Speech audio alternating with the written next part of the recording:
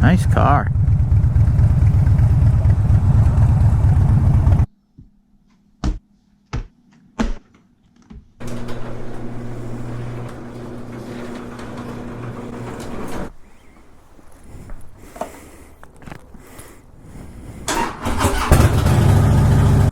What up, everyone?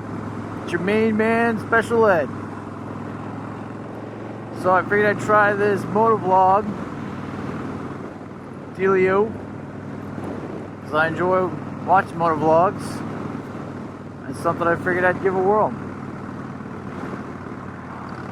So, a little history about me. I used to ride sports bikes back before I rode this. So I took like a 10-year hiatus from riding motorcycles. So I had a YZF 600 and then a Honda 600RR. Loved that bike, that RR, loved it. I ended up selling it, then didn't ride, like I said, for 10 years. Saved up for years to be able to get this guy.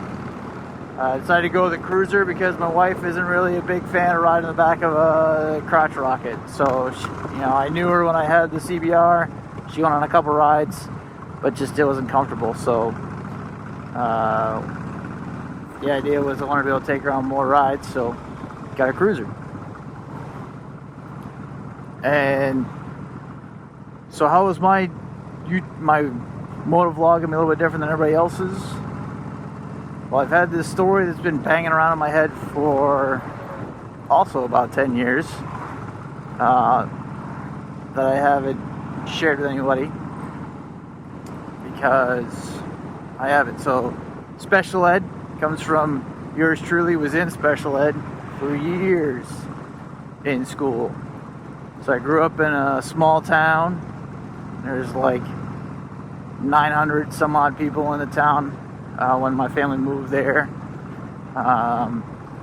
And so the school that I was educated in isn't even open anymore because it was so small. It was a K-8 school. I mean, we had so few people in that school that we didn't have like a dudes and dudette sports teams. Everything was co-ed at first when I first got there, first started playing sports, because we didn't have enough to field the team.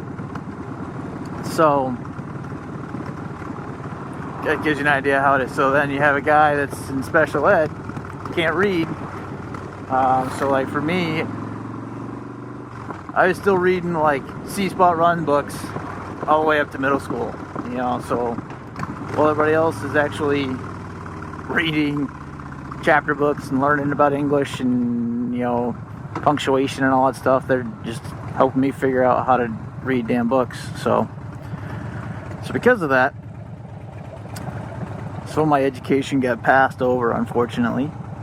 So I'm not the best editor, writer, understanding how, all the nuances of the English language. So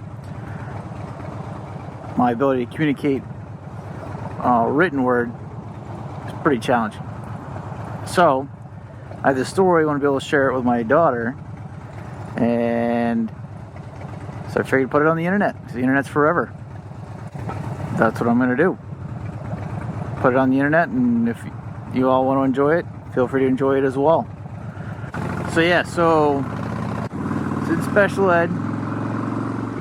Don't have the best written skills out there. But I've had this story that I want to share with everybody. So Hollywood has definitely let me down because I love motorcycles. But they haven't really had a good motorcycle movie come out, in my opinion.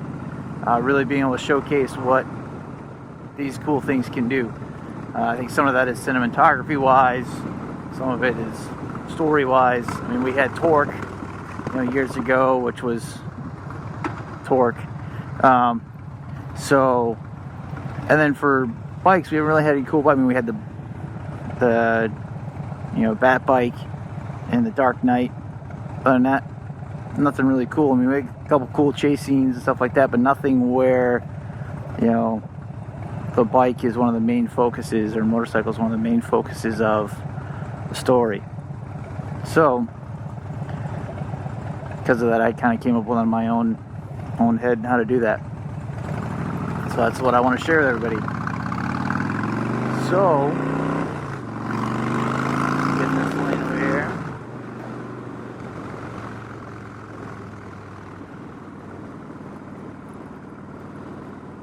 So what is my story all about? So it takes place in a world where this like super hacker, goes by the name of the Professor, has stolen everything that's connected to the internet, and has essentially stolen the internet as well. So if it's connected, so whether it's the information, like all the information that, like we get through Google and all that other stuff, all that stuff has been taken. Your banks, corporations, factories, everything that's, can be connected remotely, vehicles, all of that stuff has been taken hostage by the Professor. He's found a way to do that. So because of that, he's, kind of now rules the world. So it's that double-edged sword of stuff being so interconnected. So in doing that, he's also, damn, that car got keyed big time. So in doing that, he's become the emperor, and so, self-proclaimed emperor, whatever you want to call it. So he's the most powerful dude on the planet. So he's outlawed education. It's outlawed reading. So only, the sharing of information is a no-go in this story. So only people that he deems fit can have the information that he deems acceptable.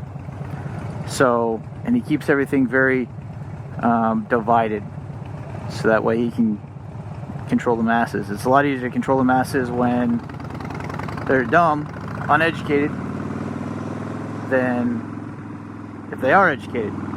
So there's a small group of renegades, as they call themselves. So they're data raiders. So they're kind of the resistance.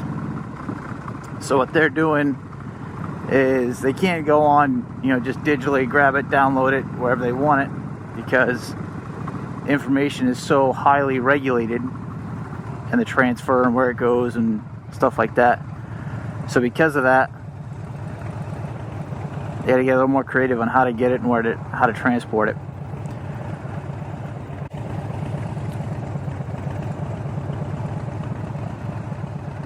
So the story is kind of how that struggle takes place. People that are being kind of oppressed, trying to get out from underneath this guy. For this, kind of my intention is to kind of release, or kind of talk about the story as I go for rides, in a similar fashion as like J.R.R. Tolkien did when he's writing letters home to his family, and that's how he got the Lord of the Rings and the Hobbit and all that. So if that's something that interests you want to listen to, go ahead, hit that subscribe button, hit that bell icon, and you can stay tuned for more two-wheeled tales. Nice car.